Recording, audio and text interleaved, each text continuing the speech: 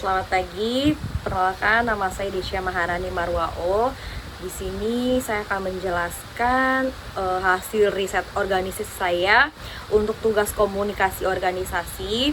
Tapi sebelumnya saya mengucapkan syukur kepada Allah Subhanahu wa taala karena telah memberikan rahmat dan karunia sehingga saya dapat menyelesaikan tugas wawancara ini untuk bertujuan memenuhi tugas komunikasi organisasi. Tujuannya untuk memperoleh informasi, memenuhi tugas, serta melatih mahasiswa dalam berinteraksi.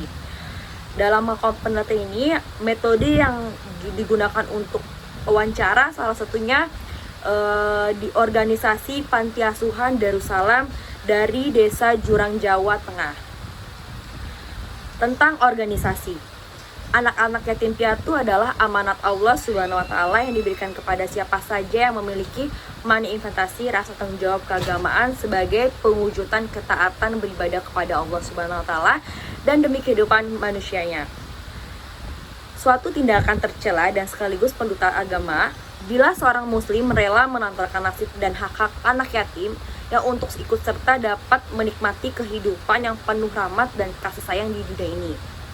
Adanya rasa simpati, empati, dan kepedulian yang masyarakat atau warga sekitar dalam memperhatikan kesejahteraan dan kelangsungan kehidupan sehari-hari bagi anak-anak yatim atau piatu dan duafa yang kurang beruntung atau bernasib baik. Sejarah singkat Panti Asuhan Darussalam. Panitia Asuh atau PA Darussalam adalah lembaga sosial yang tumbuh yang berkembang di lingkungan masyarakat Desa Jurang. Lembaga ini berada di bawah naungan Yayasan Darussalam. Bermula dari keprihatinan dan kepedulian kami serta rasa solidaritas dan kesadaran yang tinggi, warga setempat akan tumbuh kembang dan masa depan anak-anak yatim atau piatu sekitar yang kurang beruntung. Lembaga ini bisa tumbuh saat subur atau partisipasi dan kerjasama warga setempat untuk pihak-pihak yang terkait di dalamnya. Yayasan Sosial Yayasan Darussalam dimulai pada tahun 1982 dengan kegiatan penyantunan anak yatim piatu sedesa Jurang dan sekitarnya yang dilaksanakan pada hari-hari besar Islam seperti Muharram, Rajab, Ramadan, dan Zulhijjah.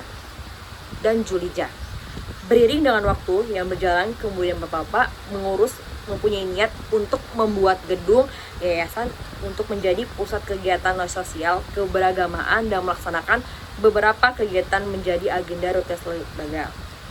Dan pada tahun 1997, pengurus berupaya untuk mengusahakan pengadaan tanah yang akan dipergunakan untuk membangun gedung. Dan alhamdulillah, pengurus mendapatkan tanah wakaf yang di Desa Jurang RT 5 RW 3 Jalan Gelis Hulu Gebok Dawe 01 Gebok Kudus.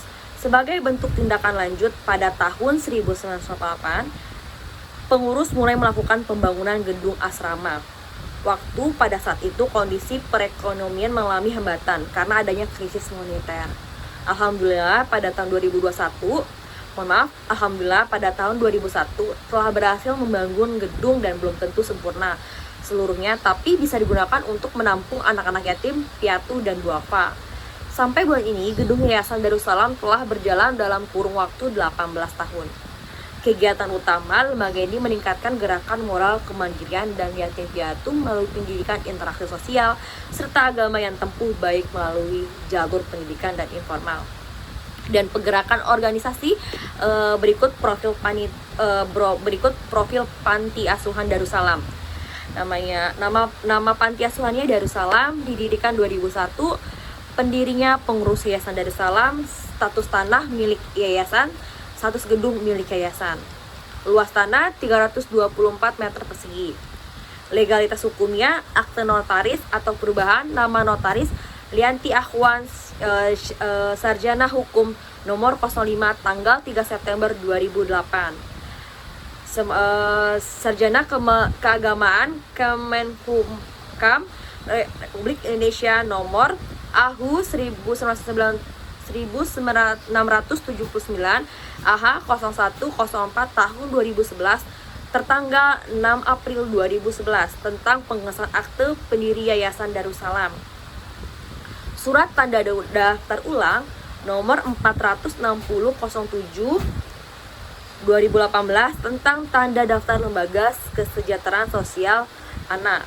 Sertifikat Akreditasi dan Menteri Sosial Republik Indonesia nomor 672 SA LKSA 2017 tanggal 27 Desember 2017 berlaku sampai dengan 27 Desember 2002. Nilai A sangat baik.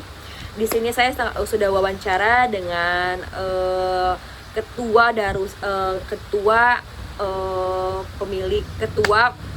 pemegang Yayasan Panti Asuhan ini.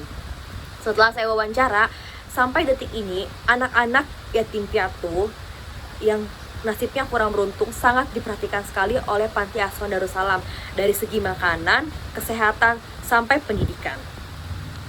Kesimpulannya, dapat disimpulkan bahwa Panti Asuhan Darussalam adalah organisasi kemanusiaan kemahasiswaan yang bergerak 3 bidang spiritual atau keagamaan, keilmuan, dan juga kemasyarakatan. Kemudian, Panti Asuhan Darussalam memiliki pola komunikasi yang baik antara pemimpin paling bawah sampai paling atas, memberi pengasuh dan pelayanan yang baik bagi anak panti asuhan dan